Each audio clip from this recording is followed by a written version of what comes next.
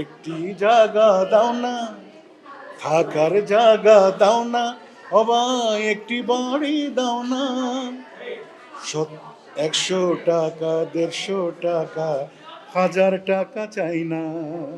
আমার এলাকায় একদম পুরো তোমার ইয়ে হয়ে গেছে, মানে নদী হয়ে গেছে, বাড়ি বাড়ি চলে গেছে। তো সরকারকে আহ্বান করব যাতে তাদের প্রতি হাত বাড়িয়ে দেয়। যারা সত্যিকার অর্থে বন্যায় ক্ষয়ক্ষতি বেশি হয়েছে, ক্ষতিগ্রস্ত হয়েছে, তাদের প্রতি যেন হাত বাড়ায় আমাদের মাননীয় প্রধানমন্ত্রী জনাব তারেক রহমান। আমি ফোন দিয়ে খবর নিয়েছি এবং সরকারিভাবে পাঠিয়েছে। এটা অনেকে জানেও না যে এটা আমার জন্য পাঠিয়েছে, সেটা আমি করেছি। আমি ওই দেখানোর জন্য মিডিয়াকে বলে ত্রাণ দিতে যাইনি, বাট আমি আমি আমি পেছন থেকে কাজ করছি। তোমার মনে আছে 88-এ যখন বন্যা হয়, প্রেসিডেন্ট এরশাদ তখন ক্ষমতায়, জাতীয় পার্টি। 88-এ বন্যা দুর্গতদের সাহায্যার্থে আমি গান গিয়েছিলাম তোমার অ্যাম্বাসিতে, বাংলাদেশ অ্যাম্বাসিতে, জেদ্দায়। ওটা আমার প্রথম বড় কনসার্ট। তখন আমার সাথে পরিচয় হয় ধর্মমন্ত্রী, এই যে এখন বর্তমানে আছেন ধর্মমন্ত্রী কায়েকুবাদ সাহেব, তার সঙ্গে ওখানে আমার পরিচয়। এবং মোহাম্মদ হাবিবুল্লাহ বেলালের সাথে তার মানে পরিচয়। ওনারা হজ করতে গিয়েছিলেন।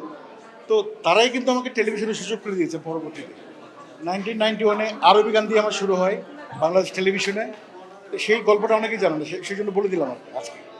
তো এরকম ঢাকা বিশ্ববিদ্যালয় থেকেও আমাকে কল করেছে যে বন্যার্থদের সাহায্যার্থে কনসার্ট করার জন্য। আমি বলছি আমি কোনো পয়সাই নিব না, একদম বিনা পারিশ্রমিকে আমি তাদের জন্য গাইব যারা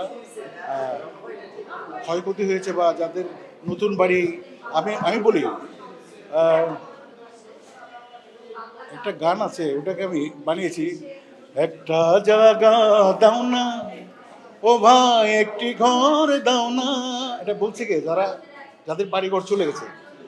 একটি জায়গা দাও না, থাকার জায়গা দাও না, ও ভাই একটি বাড়ি দাও না। 100 টাকা 150 টাকা 1000 টাকা চাই না, একটি ঘরে দাও না, ও ভাই থাকার জায়গা দাও না। মিলন ভাই তো একজন ভালো মানুষ, আমাদের শিক্ষামন্ত্রী। মানুষের কিন্তু ভুল হয়, সিদ্ধান্ত নিতে ভুল হয়, আমরা ভুলের বাইরে কেউ না। আমাদের মাননীয় প্রধানমন্ত্রীরও ভুল হতে পারে। তো সেটার জন্য এটা এত বড় আকারে আন্দোলন করবে, সেটা কিছু আমি দেখি না আসলে। এই আন্দোলনটা একদম আমার কাছে মনে হয় যে মানে চক্রান্ত মহল, কিছু কুচক্রান্ত, মানে বা কিছু সুবিধাবাদী লোক, মানে সরকারকে প্রশ্নবিদ্ধ করার জন্য এটা করছে। এটা তো অলরেডি মিডিয়াতে আসছে, তোমরা দেখেছো। তো আমি সবাইকে বলবো যে তোমরা পড়ালেখা করো ভাই।